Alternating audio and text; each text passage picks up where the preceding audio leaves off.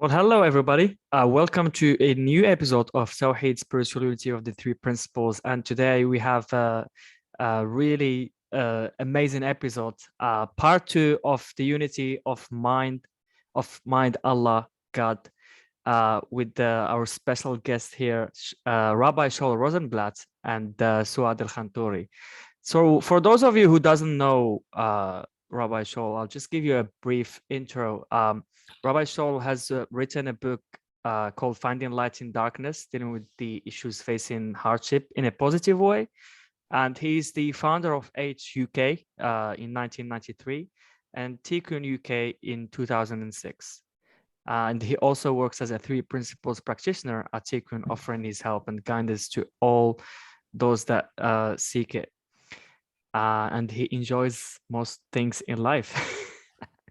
So really good to have you here. So we've got Souad with us. So most of you know who Souad is. She's our co-host and she's a guest speaker on this episode. And Souad is the Three Principles practitioner focusing on relationship. Right, Souad? Yes, Omar, Good to have yes. you here with us, as You're always. right. So we are having a really interesting conversation today, and I've been looking forward to this conversation specifically because we don't really dare a lot to talk about, God, Allah in the 3P community. I don't know why, but as always, we put these titles like this, but it just convey the unity of it all. Okay.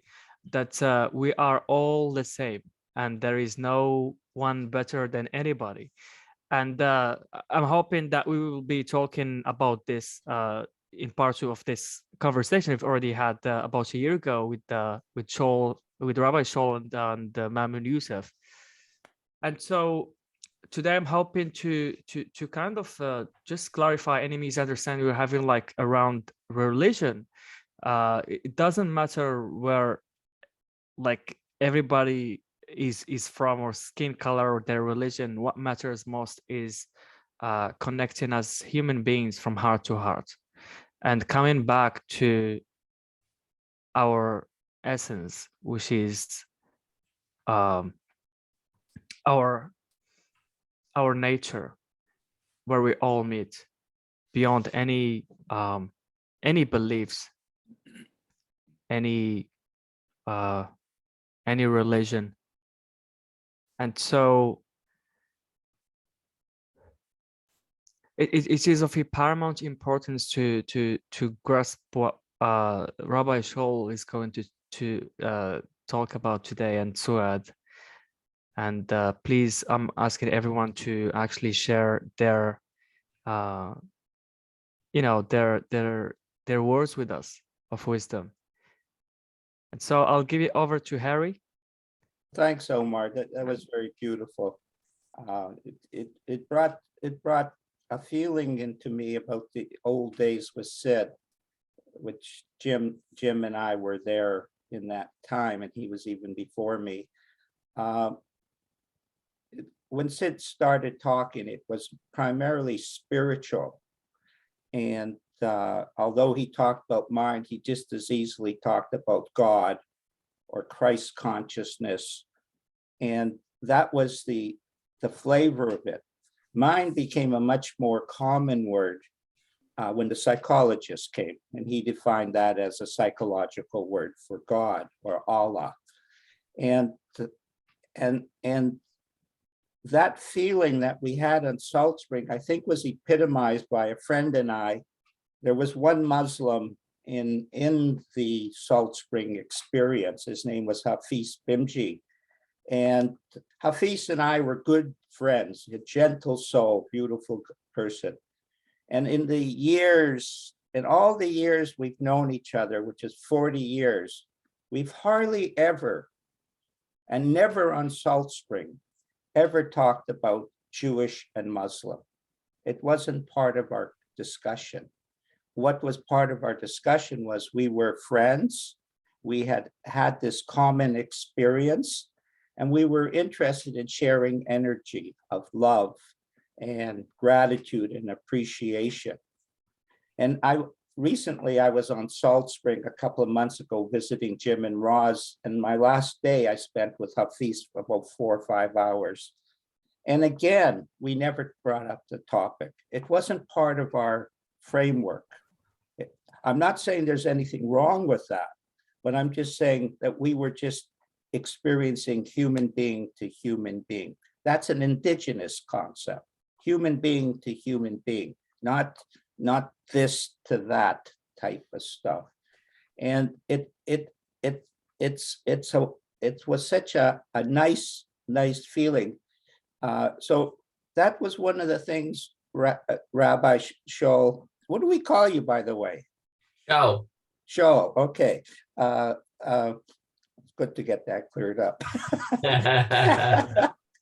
Yeah. And the only time I felt Jewish with Hafiz was when it came time to pay for the dinner, and he paid. And that was, and at that moment, I felt, yeah, this appeases my Zeta or my grandfather's heart, that the Muslim should pay for the dinner of the Jew. That seemed to be Jewish, but anything beyond that just didn't seem to. It wasn't part of what we were a part of, which was really just soft, gentle feelings with a soft, gentle human being, and Hafiz is as soft and as gentle as they come. So that is important to see. And on the other hand, when I was in England twice to the conference thing, I went to Rabbi Shaul's Saturday dinner, not dinner, brunch. It's Shabbat. Is that, and for me, that's a bit unusual because I don't celebrate any of the Jewish stuff at all. And I hardly have any Jewish friends, a few, but I don't celebrate it and I'm not part of it. But I can tell you that there was probably 20, 30 people, lots of Rabbi Shaul's kids. He has quite a few kids, normal Jewish tradition, turns out. And the food was very beautiful and very, very exotic. But Rabbi Shaul said something. He was talking to a psychiatrist, Robert Solomon. They were just chit-chatting. And Rabbi Shaul said, when I learn something from the 3 principles, it makes my Judaic understanding so much richer. And when I have an insight from my Judaic wisdom and so on, it makes my 3P understanding so much richer. Some people need to do it that way. I'm like that. Oh, I got my cat, go away. I like different flavors, bringing them into one. Others like just one, and that is just perfect. And I'm just going to quickly tell one more quick story. I asked your wife when I was confused about my relationship with another religion and 3 principles. And she said, everything comes from the 3 principles, and how I wish to express it is as a Jew. And all of a sudden, it just cleared up everything for me. I just saw something and walked free. And I want to also say Souad has also been inspirational, because Omar introduced me to her, and immediately I saw that she was a person of deeper stature. She had a strength, not only about 3 principles, but about the Muslim faith. And it came across as clarity, and it was beautiful to hear. And at that moment, I asked her to be a co-host on our group discussions. And then on our guests, she's just the guest as well. But today, she also, and please listen to her wisdom as well. So Rabbi Shaul, I asked you to bring a wisdom. You don't have to start with that. You start with whatever you want. But I have asked Rabbi Shaul we've heard a lot of wisdom from Sid, a lot of wisdom from the Muslim. So I think, I don't know, but I imagine there might be a little bit of wisdom in the Jewish faith as well. Yeah, I would hope so. Well, I just wanted to take a step back, if I may, and then I'll kind of share something along those lines. Just something that Omar was touching on earlier, and you said, Omar, that God isn't talked about so much in the Three Principles community, and I think you're right about that. I think that's my experience as well. In fact, I think there's even a little bit of an aversion to God in the Three Principles community, or an aversion to that word. I don't think there's an aversion to God, because in terms of what we know God to be, that is what is being talked about all the time. It's just the word. It's just encapsulating the concept in that word. And I think that's because I think so many people have had negative experiences around it. I think people associate God with an oppressive religion that sort of has demands of you and forces you to be something that you don't necessarily want to be. And I think, and so I do understand why people might be nervous to use the word God, because it's just a bit of a loaded word. Unfortunately, it's a shame. And just along those lines for myself as well, as an educator in the Jewish community, if I'm educating sort of Jews, and in particular religious Jews, and I want to share the Three Principles with them, I'm very careful not to use Jewish terms, even though there are Jewish terms such as God, or our word for God. We have a number of words for God in Judaism. Let's say Hashem, which means the name. In Hebrew, or hamakom, the place, but I wouldn't use those words, because I feel like the minute I say one of those words, the person I'm speaking to has all these ideas about what that means, and it stops them from being neutral in their consideration of what I'm saying.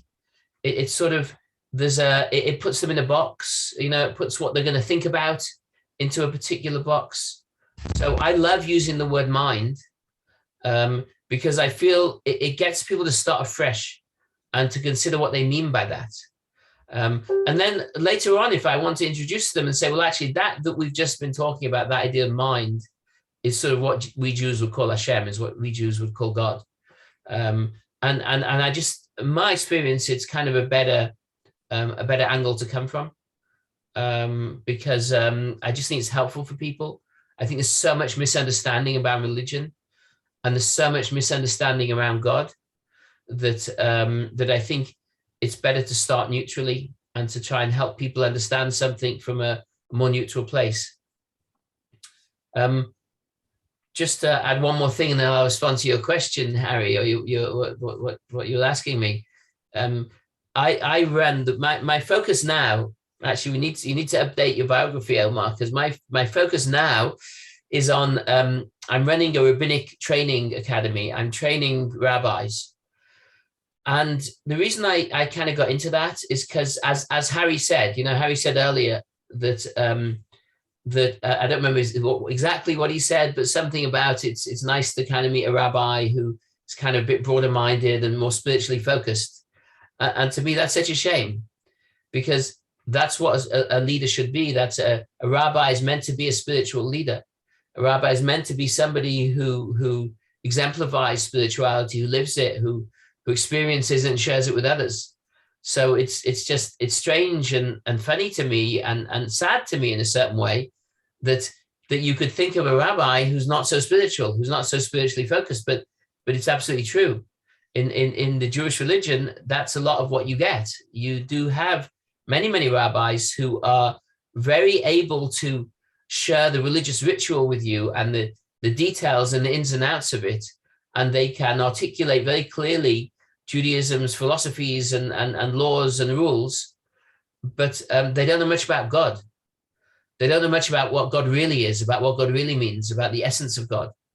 And in my academy, I'm planning an event, which is I'm getting a panel of people, a panel of sort of young Jews who have been disillusioned by Judaism, who have kind of lost connection, to talk with them about why that's happened to them, why they've become disconnected from the religion. But I think I know why. And in discussing with a few of them, just to kind of, understand where they're coming from before I run the panel, I've seen that, and I see it in my religion, and I believe that.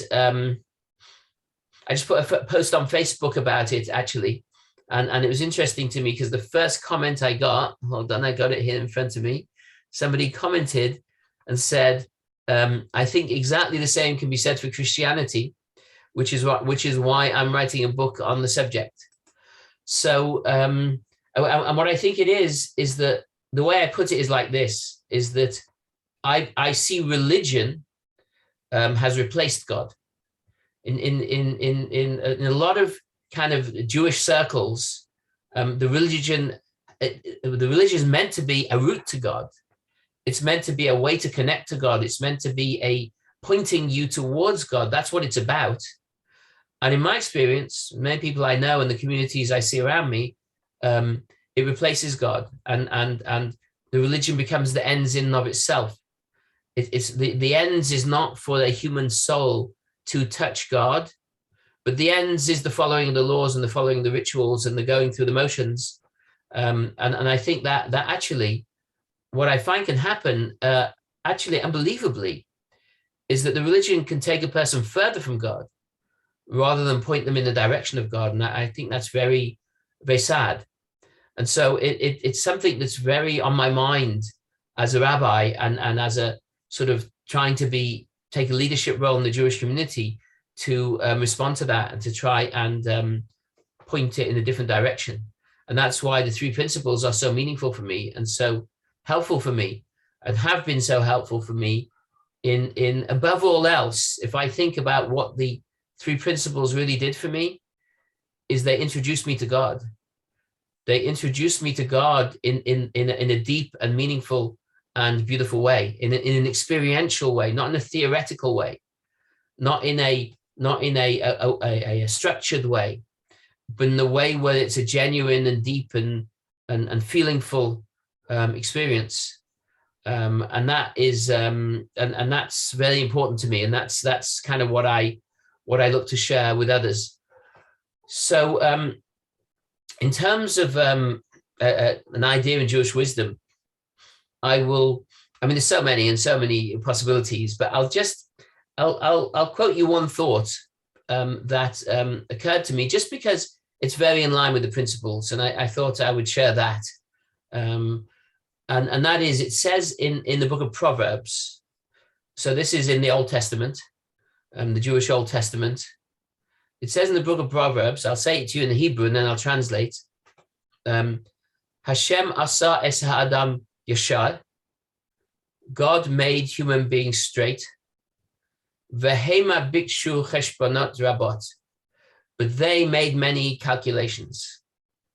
Now calculations, that's the way they're generally translated. But the word cheshbonot, the root of the word cheshbon in Hebrew is lachashov, which means to think, thoughts. So that could well be translated differently, to say that God made human beings straight, and they came up with a lot of thoughts. They came with a lot of thinking, and that's very powerful for me. The idea that we human beings, in our essence, in our soul, in who we are, in our true nature, we are straight, we are clear, we are wise, we are sensible. We make a beeline to God. The soul is like a magnet. To me, the soul is attracted to God. God's a magnet for the human soul. But then our thinking gets in the way.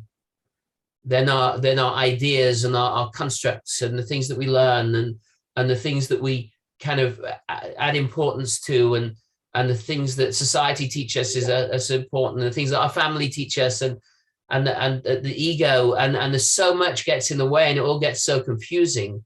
But at the end of the day, that straightness never goes. That's how we were made. And that straightness remains in us forever.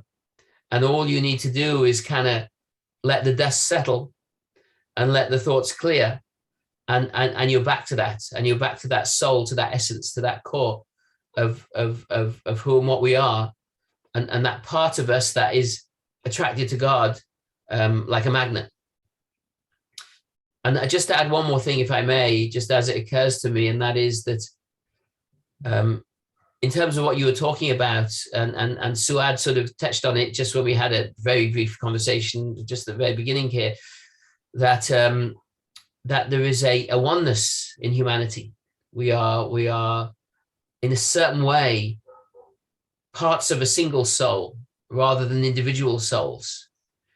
And I think there's so much to that. But what I see also has happened with religions is that religions have divided us. And I think that's also why people are in the principles community are a little bit adverse to religion and to sort of talking about that and pointing in that direction. And that's such a tragedy, that something that really should bring us together ends up dividing us.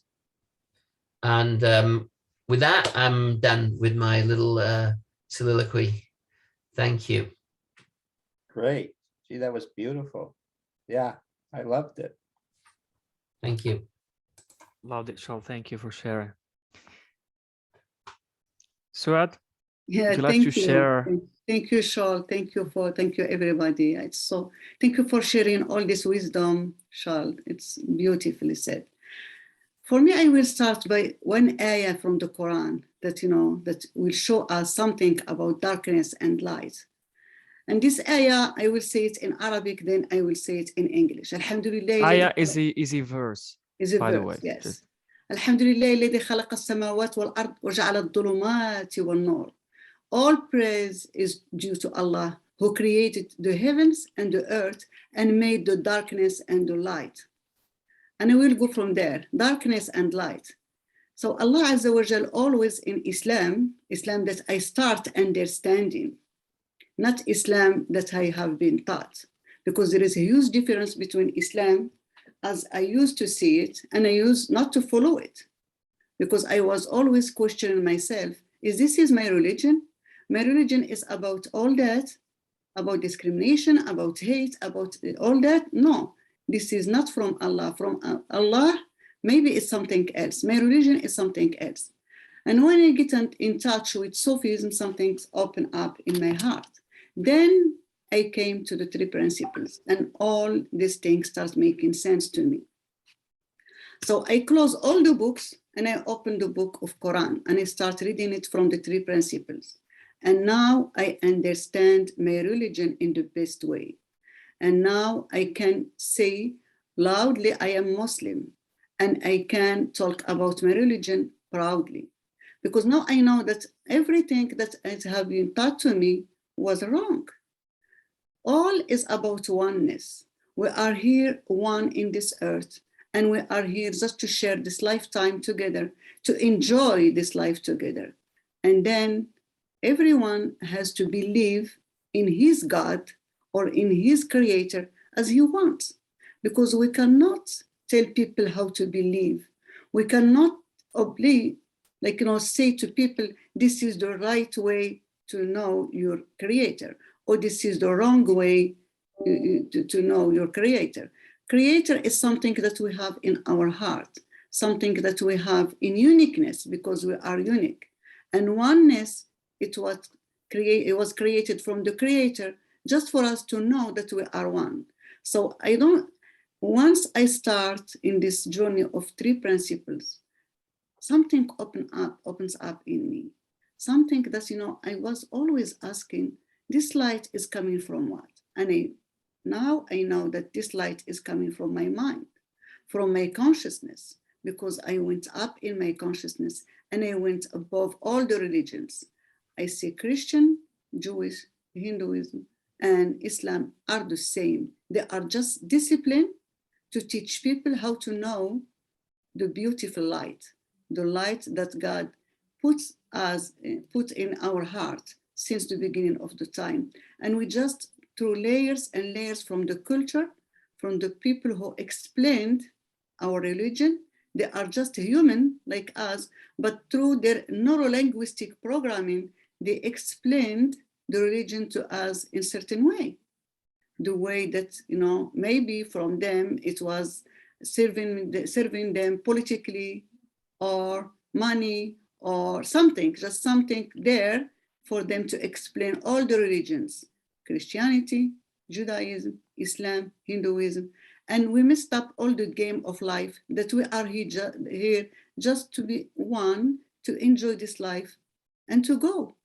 There is no place for hate, or for killing, or for torturing, or for just something bad happened in this earth since the beginning of explanation of the religions. And I encourage everybody now just, to introduce themselves to the three principles. And something shifts in everyone I came across. Everyone I talk with them about religion, about three principles, they start understanding Islam in a certain way. And people, they start asking about praying, about fasting, about all these things, because something shifts on them.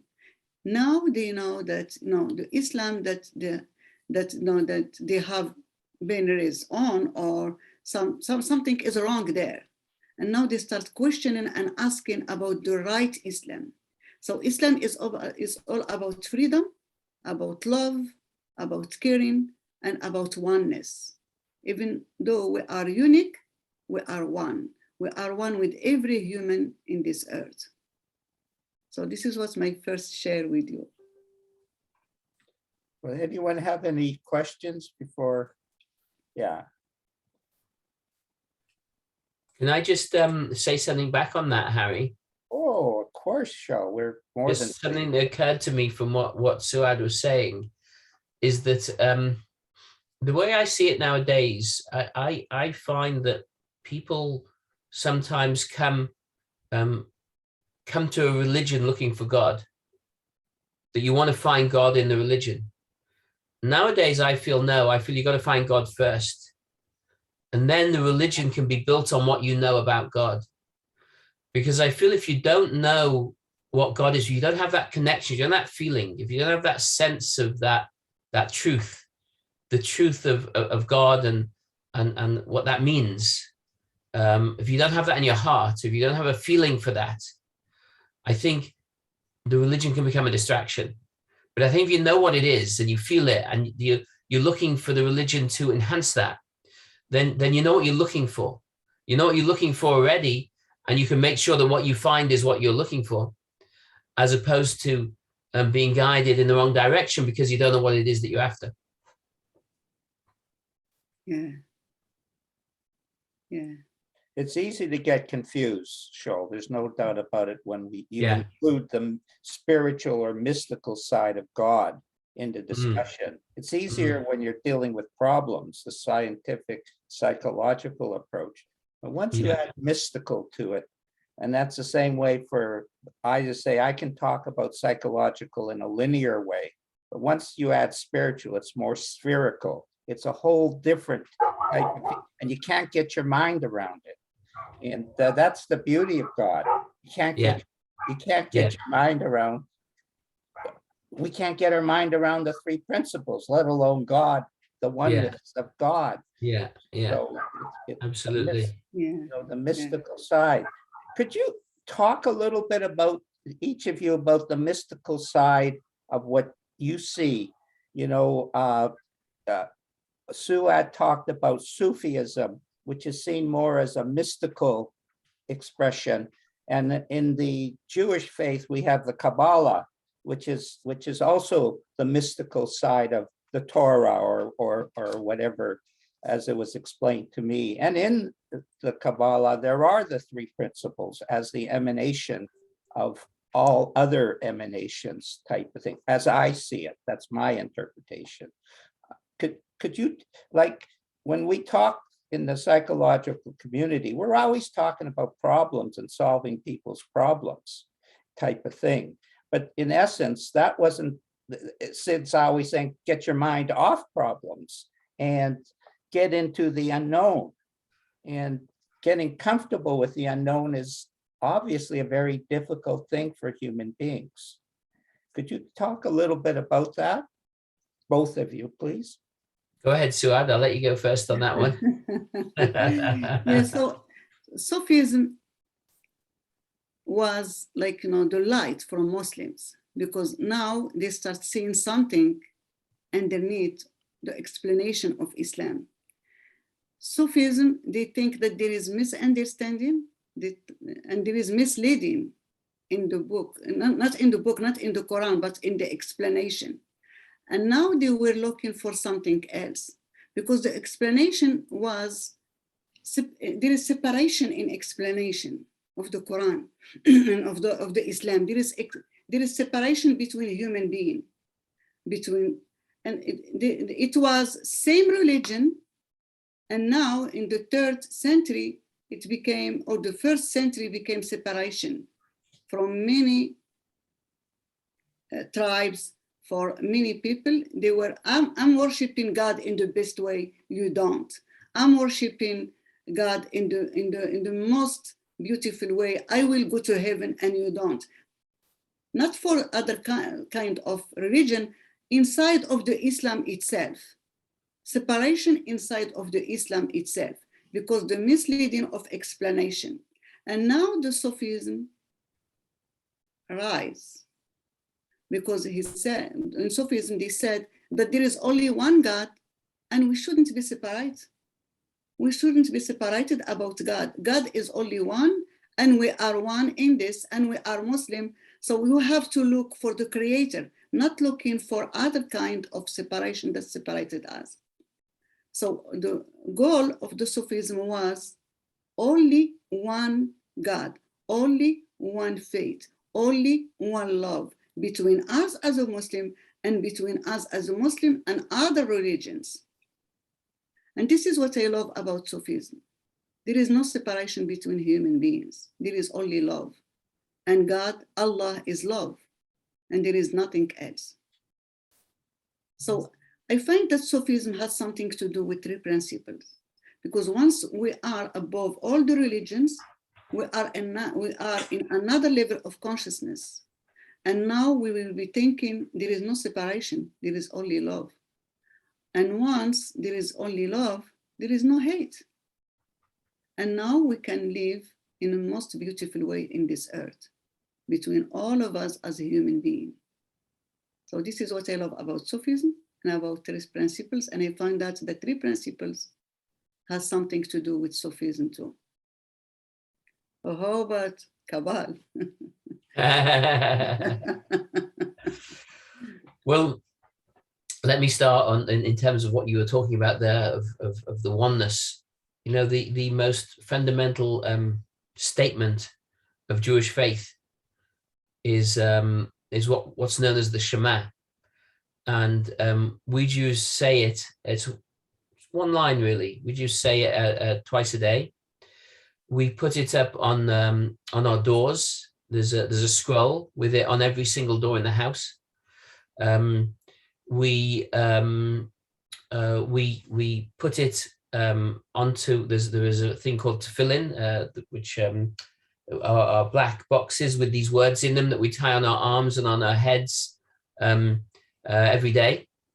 In theory, we're meant to wear it all day, but the rabbis say that in order to wear it all day, you need a real sort of purity of mind to be able to sort of wear such holy words on your body the whole day, and we don't feel we have such purity of minds nowadays, so we don't do it. But these, and the phrase is, it says Shema Yisrael, listen Israel, Adonai Eloheinu, the infinite God, Eloheinu is our God, Adonai, that infinite God, Echad, is one. That infinite God is one. And like I say, we say that actually 3 times a day, and it's everywhere. That is a Jew is meant to say that before they die. It's that your dying breath is meant to be that phrase. And so oneness really pervades all of Judaism. In fact, there are 613 commandments in Judaism. It's quite a lot, quite a big job and a big responsibility for a Jew to kind of adhere to all of those. But the rabbis say that those 612 of those commandments are there to point you towards the commandment, which is the real commandment of it all, and that is to experience God's oneness, to experience that feeling of oneness. That's the essence of what Judaism is about, and that's the essence of what it's pointing towards.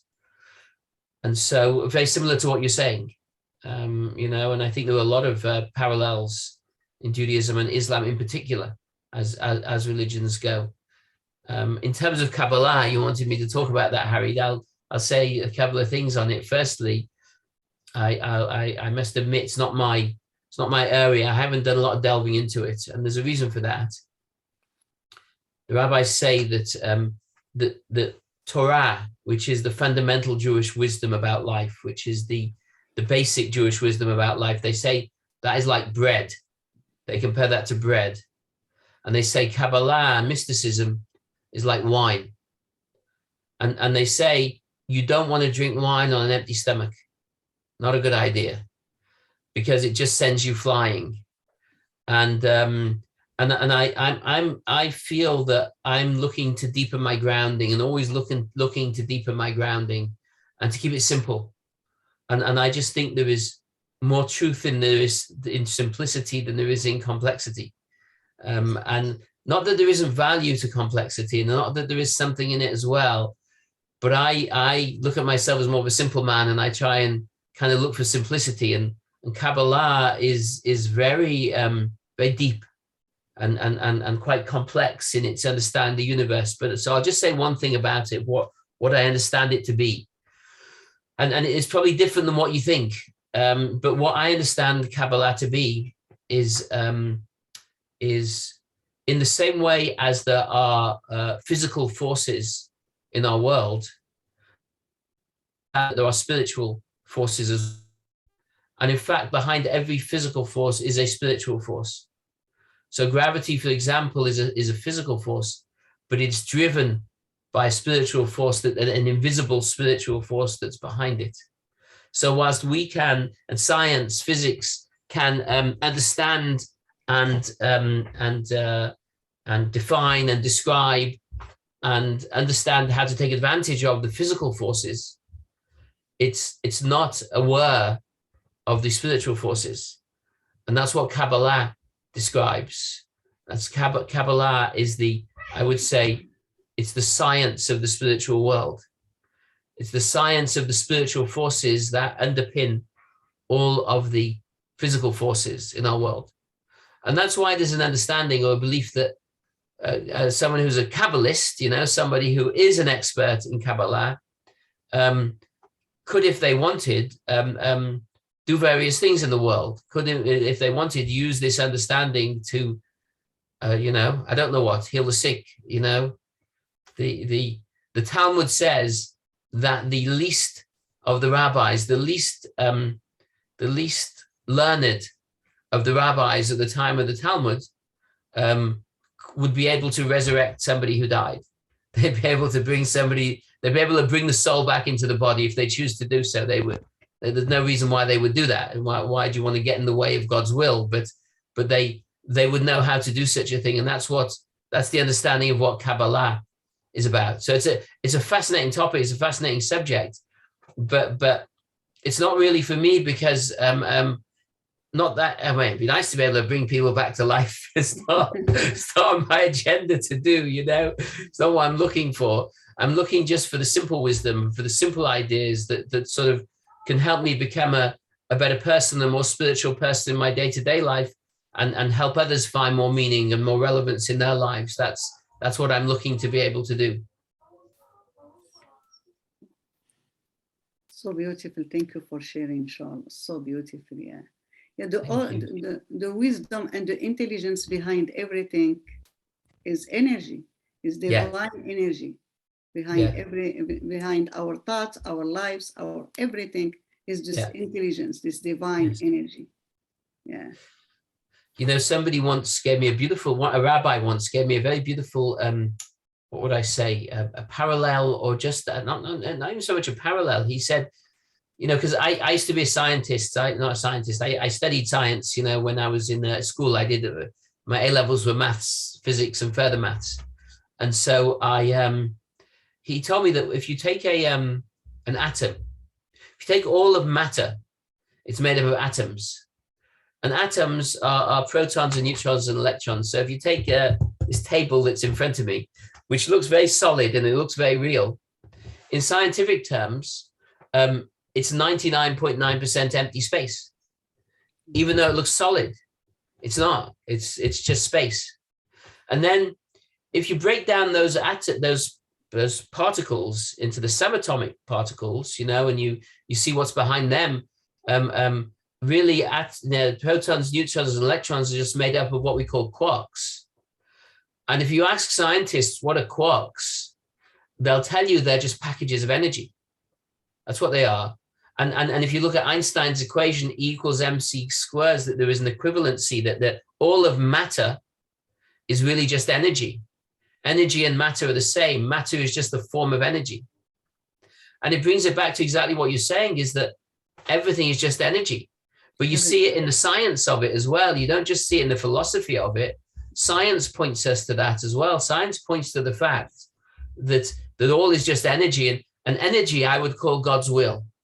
In Jewish thinking, God's will is this universe is just an emanation of God's will. It is moment to moment creation. It is a moment to moment expression of God's will in that particular moment. Yes. And that's the energy that makes up the physical matter of the universe. Yeah. Energy is omnipotent, omnipresent, and this is God. Yeah. The divine energy is like in quantum physics now, they explain all that scientifically. Yeah. And they come to the point that they don't have any explanation for that big energy, that they don't find any explanation. Yeah. And this is the energy behind everything. This is the intelligence behind everything. And this is the divine energy that governs everything in the universe.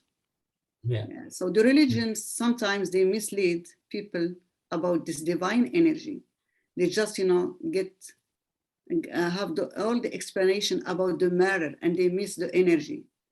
And as in three principles, we go beyond that and we touch the energy with our love and with our compassion.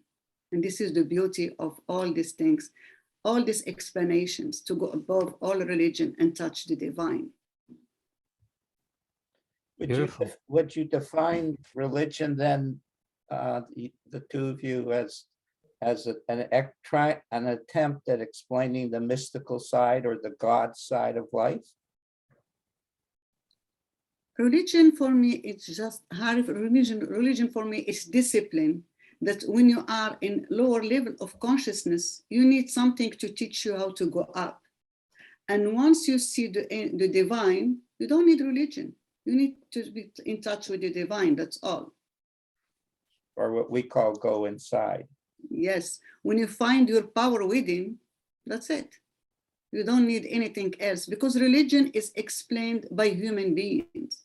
And there is a lot of neuro-linguistic programming in this religion.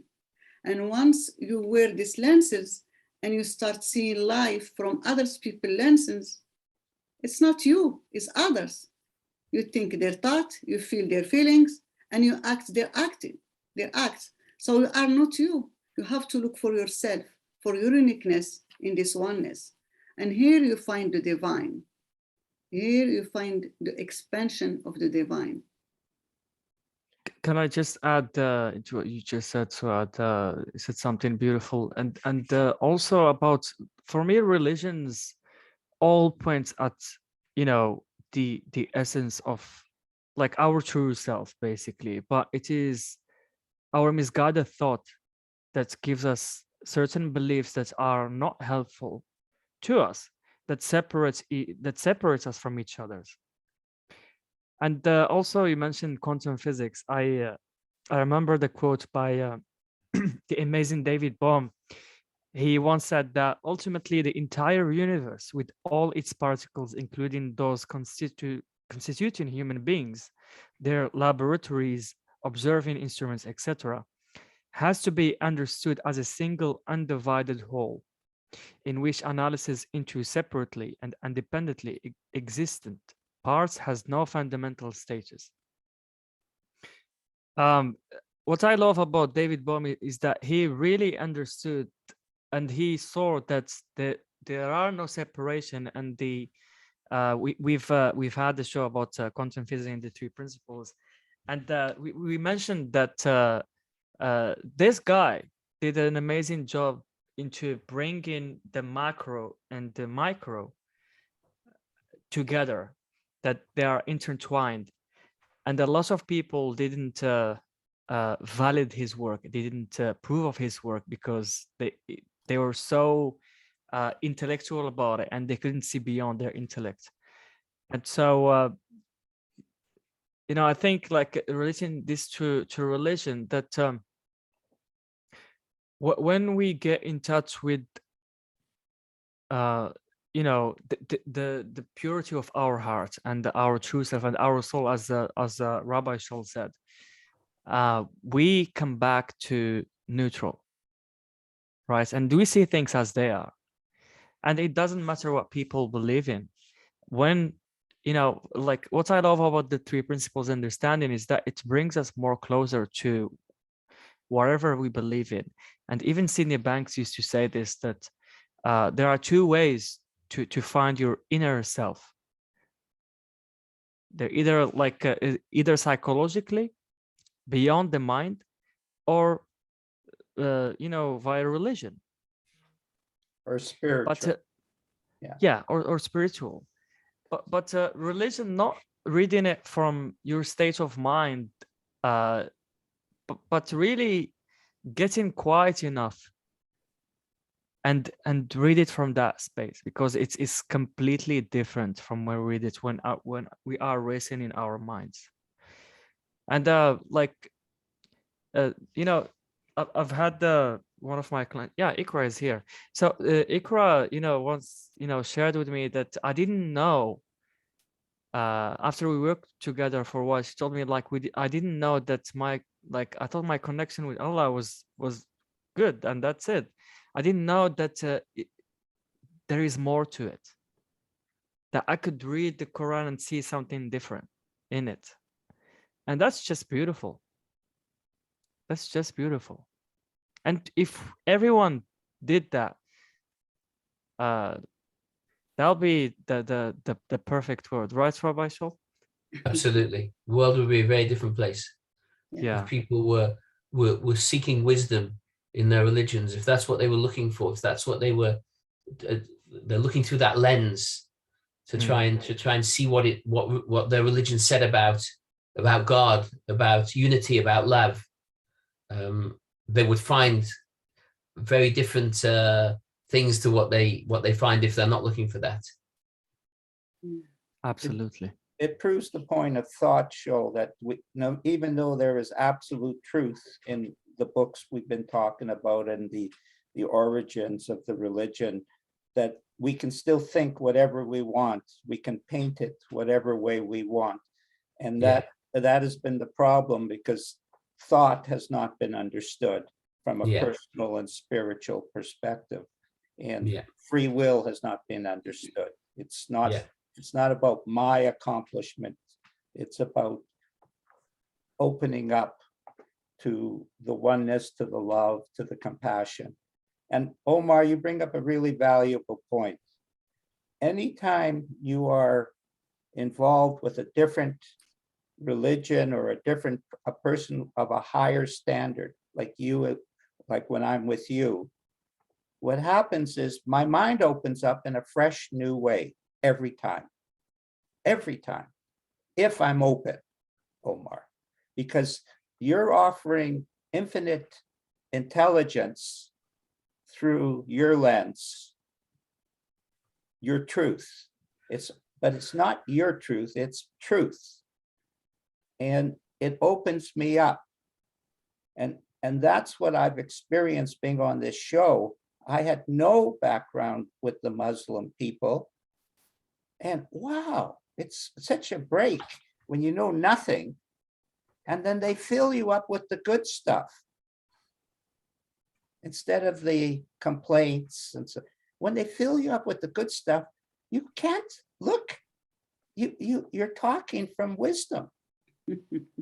It's like, I'm going home. Oh, it's Mama. Oh, hi, Mama. Can I have some food? Except the food's not corned beef. It's something else. You know, it's so beautiful. And that's the essence of what I feel that separation is about.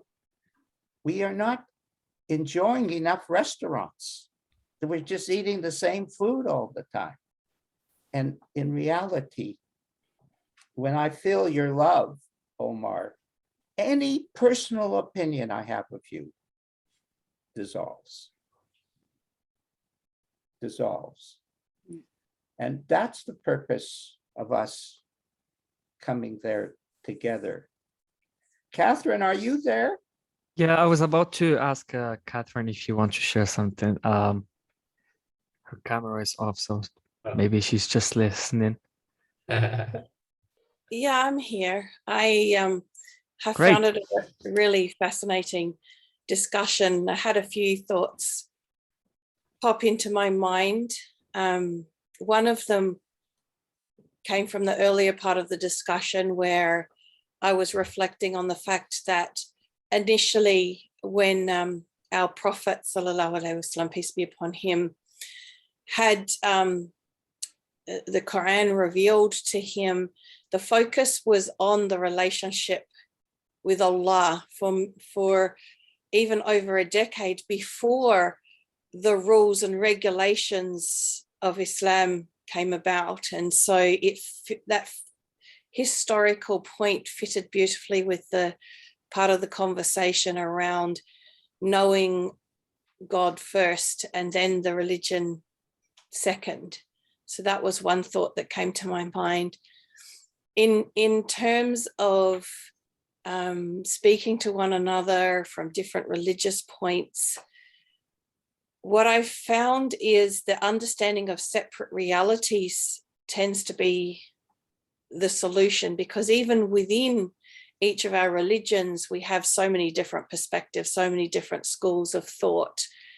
And for me, separate realities is about putting down the labels and just seeing the human being and seeing that we are all human beings and that we're all, every single one of us, no matter whether we're on the same school of thought of the same religion or not, we're all going to have a separate reality, our own diverse thinking. And so diversity to me isn't at a religious level or a racial level or a linguistic level. Diversity to me is at an individual human being level. And that makes possible to put aside everything and just see each other, which is what we're doing here today. And that's so beautiful. So thank you for everyone's contributions. I've enjoyed the conversation. That's beautiful, Catherine. Really beautiful. Thank you. Thank you for your contribution. Yeah, thank you, Wow. Catherine. I love it. Yeah. I love it. Really beautiful. Yeah. Thank you, Catherine. We have James's hand. Would you like to unmute yourself and ask your question or share what you want to share? Sure, thanks. Thanks for your patience. No problem. It's well worth listening. First of all, I wanted to comment upon the bravery of everybody in the room. What a beautiful topic, and beautiful sharing coming from Shaul and Souad and Souad. Sorry. It's to me, this is a seminal moment for mankind.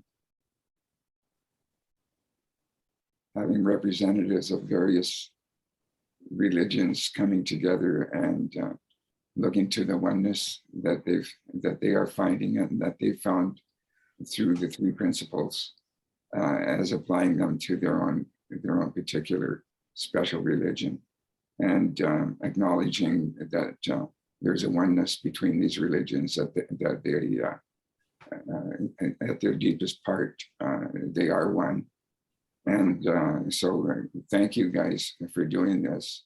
We're really lucky, every one of us in the room, to be here. And we're lucky to have all of the other folks that are in the room with us. This is a magnificent event. One other thing I wanted to speak to a little bit was, and Souad, you were going there, and it's not just, the three religions that we seem to be talking about: Judaism, Christianity, Muslims. You brought in Hinduism.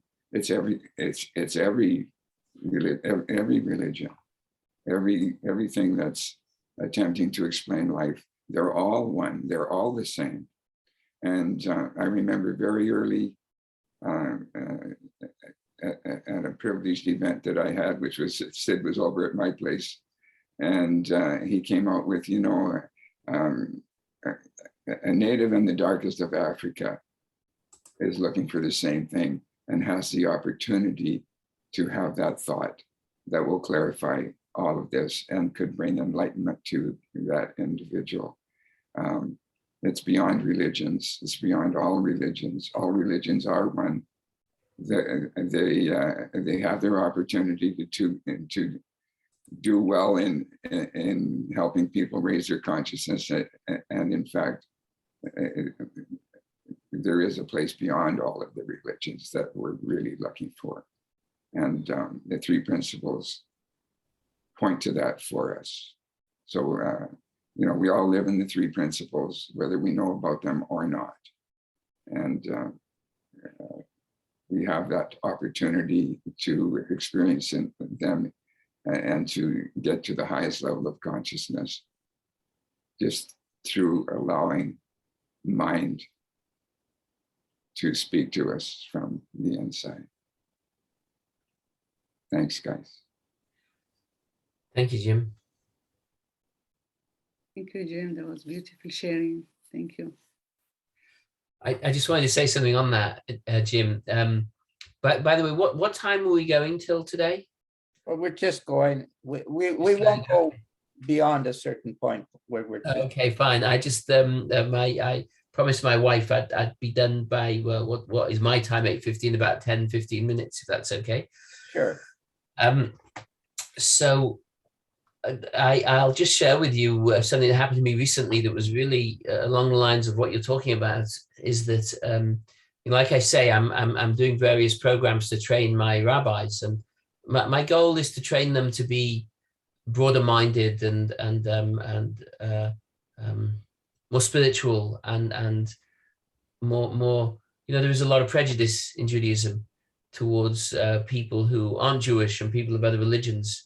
And to kind of have them see beyond that. And so one of the things that I did was we took them to a mosque, and we had a Christian theologian come to speak.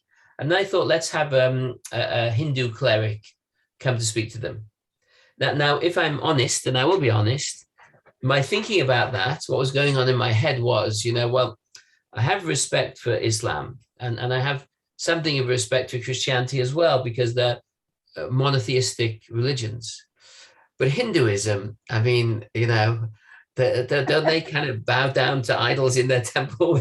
I'm like, this is what was going on in my head when we invited him over. That's kind of, and I was like very skeptical and cynical. But what I was able to do was to just sort of open my heart a little bit and say, well, let me just listen. Let me give him a chance, before I come in with my judgments and I already know what this guy's going to say, and I know he's about. Let me just listen. And I was so moved and so touched by and so impressed by what he had to say. It was amazing to me. It was amazing to me. I even asked him about the idols in the temple, and he had a great answer for me that really shut me up. I just think that when we listen to each other and when we're open-hearted to each other, we hear something different, and there's always something to be heard, and there's always something to be seen if we let ourselves do so. But when we start already knowing about other people, and we start already knowing about what other people think, or how other people see the world, or what other religions say, then that's all we're going to end up knowing. If you know it to start with, then you'll know the same thing at the end of the conversation as you did at the beginning.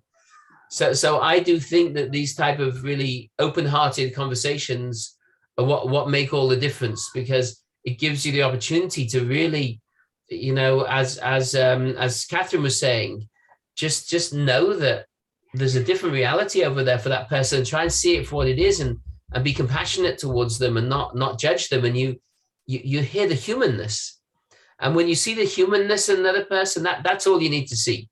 The details, their philosophies, their way of seeing the world. Okay, that's what separates us. That's true. But what bonds us together, that humanness, and ultimately that godliness within us, is so much greater than what divides us. Yeah. Can I add something to that? Sure. Yeah. So, you know, what happened to our religions, Islam, Christianity, and Judaism, happened to the Hinduism. Mhm. Hinduism is a pure discipline, is a pure religion too, when it comes to their Vedas and Agamas. And I had a chance to speak with some gurus. They are teaching Vedas and Agamas again. And it's same thing that what happened to our religions happened to the Hinduism. Hinduism is a pure spiritual path. It's all about creation and creator. Yeah, that's the impression I got. Understanding Exactly. about gods, and it's just level of consciousness. Yeah. They are not something matter. But what happened to them happened to us in the explanation to Hinduism. But it's a pure discipline. It's all about the essence of the universe, the essence of the creation, the essence of divine energy. And it's so beautiful. It touched the heart when it comes to Hinduism. And I love it. And I love, when I came to touch that with some gurus, oh my God, it adds more to my mind. It adds more to my consciousness. Yeah. They have to look at that too. Hindu people, they have to look at their religion too, and take all this misunderstanding and all this misleading. Thank you. Divyesh has a question, That's Omar, beautiful. or a hand up. Yes, yes, Divyesh. Hi. Sorry. Thank you very much for this beautiful space and the conversation. And I just put my hand up because Rabbi Shaul, you were talking about Hindu. I come from Hindu Jain background myself. Sorry, I'm lying in bed because, as I always do at this time in morning in Sydney, Australia. And so the thing is, I too, I grew up in Kenya where we had all these religions, less of Judaism, but everything else in full swing. And the Hindu thing, when you talked about idols and all that, I come from a Jain background, which is an offshoot like Buddhism of Hinduism. And we partook of Hindu everything, but yet we were separate in this whole thing. We had a prejudice against all this idol thing. And yet now, as Souad said, as I grow into the seeking, I mean, seeking as Sid would say, you've got it already. But as you grow into that oneness of, as you're talking about, I sort of got led in the last 2.5 years. I've been studying the Hindu text of Mahabharata and the Bhagavad Gita. And as Souad said, the teacher, or rather the facilitator, made a great difference because he too pointed to the pre-Hindu oneness of the Vedas, the Upanishads, and all that, which is the source, the creator, and all this idol thing are just archetypes of what you create within and the possibility, negative thought or other thought or something. And similarly, I was drawn to something in your religion, Rabbi Shaul, intimately. And I've visited sites in Eastern Europe and everywhere else. I've been to the sites of graves of rabbis, and Rabbi Lau of Prague with the golem and the mythology, or in Krakow or anything. But one thing about both Islam and Judaism was that the stories. There was one, Hasidic people are very dogmatic present day from what I observed. And yet it was a Hasidic rabbi who a tale about a younger rabbi going to his master rabbi and saying, I'm so afraid that when I die, I'm afraid. And the rabbi asked why. And he goes, if I die, I'm going to be asked in heaven by God that why were you not more like Moses?